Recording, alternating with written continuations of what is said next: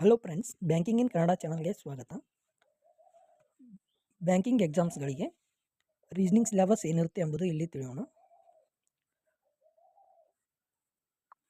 ಮೊದಲನೇ ಟಾಪಿಕ್ ಬಂದುಬಿಟ್ಟು ಪಜಲ್ಸ್, ಆಮೇಲೆ ಸಿಲಾಜಿಸಮ್, ಆಮೇಲೆ ಸಿಟ್ಟಿಂಗ್ ಅರೇಂಜ್ಮೆಂಟ್, ಇನ್ಪುಟ್ ಔಟ್ಪುಟ್ ಬಂದುಬಿಟ್ಟು ಮೇನ್ಸಿಗೆ ಇರುತ್ತೆ, ಆಮೇಲೆ ಬ್ಲಡ್ ರಿಲೇಷನ್,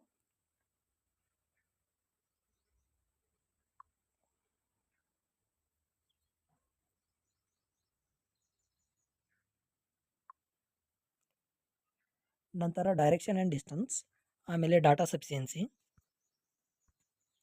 ಆಮೇಲೆ inequalities and logical reasoning. Mainly ಪ್ರಿಲಿಮ್ಸಿಗೆ ಬಂದುಬಿಟ್ಟು ಡೈರೆಕ್ಷನ್ ಆ್ಯಂಡ್ ಡಿಸ್ಟನ್ಸ್, ಇನ್ಇಕ್ವಾಲಿಟೀಸ್,